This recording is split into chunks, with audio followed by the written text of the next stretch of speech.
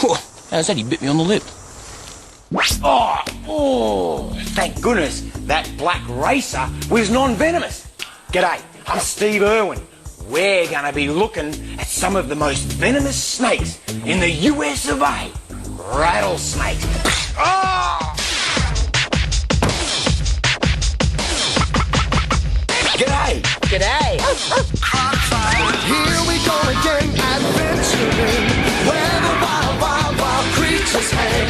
We're gonna have a gorgeous, G'day. Don't muck with it, very, very dangerous time, my friend. Gorgeous. What a little beauty. From the land down under, the land of wonder, the man-made call. Check this out.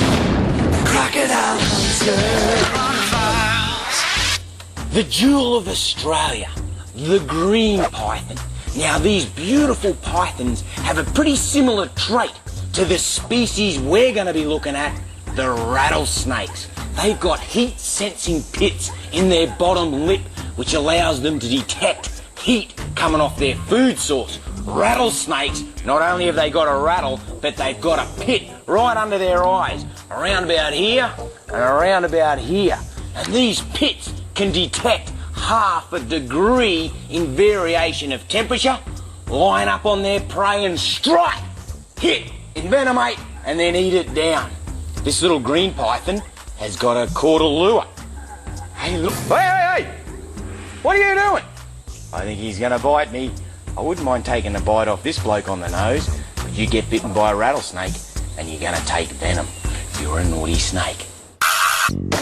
We're in the United States of America's state of Virginia, and we're heading for the famous Appalachian Mountains, which is home to the timber rattlesnakes, which den every winter.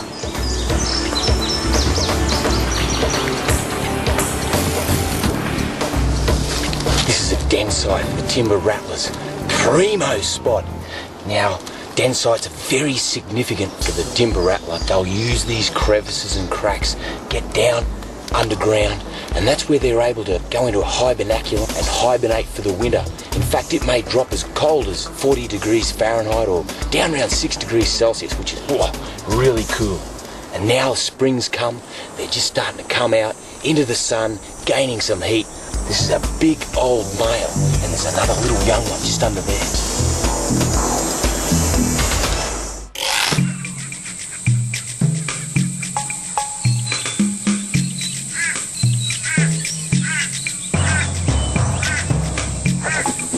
Nothing like soaking up a bit of sun up here on the roof of the lair. While I'm doing this, let's creep up on a timber rattlesnake that's basking on a granite boulder. Rattlesnakes, like all snakes, are poikilothermic. They rely on the sun to boost their body temperature. And this rattler is basking, soaking up the sun on a granite boulder. Whoop, he spotted me. He's on him.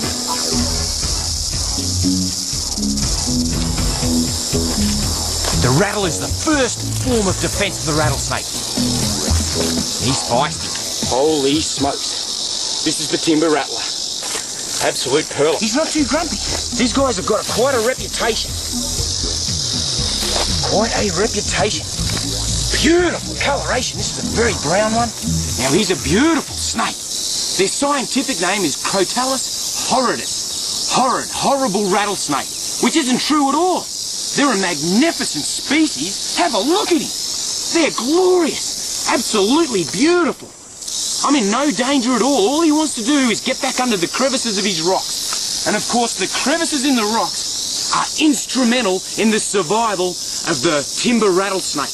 Without those crevices, this species would have become extinct across the United States and all of North America.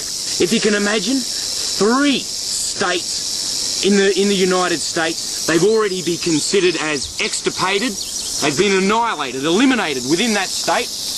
And around about 2 provinces in Canada, they've been extirpated there as well. And it's around about 10 states or so in the United States of America where they're classified or listed as threatened or vulnerable. He's a beautiful animal, absolutely beautiful. stick out of the way there, mate. Just curl up here, buddy. Just wait there, wait there, wait there. There you go. Sit there nice and quiet. He's got a champion rattle. They are listed as endangered and they are protected by law. A lot of states protect them by law now, and that's a great thing. That is a huge bonus for both the snake species and mankind, because here is an absolutely significant predator in this environment. You want to go back in your den, don't you, mate? You're all right. I don't mean you any harm. I don't mean you any harm. You're all right. Bit of a problem here. Full of brambles there. You're all right, buddy.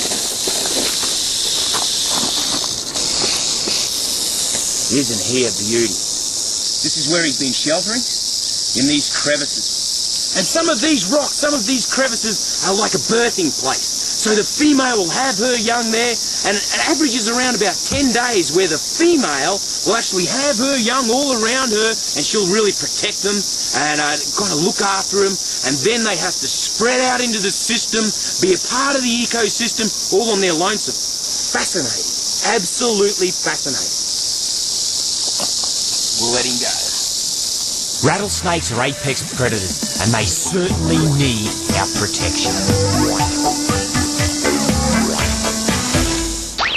Check this out. Have a go at this. The rattlesnake can rattle its tail over 90 rattles per second.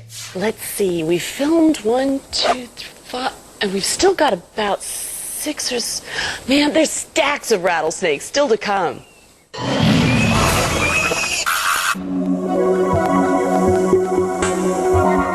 Snakes. You never know where they might turn up. Snakes are everywhere.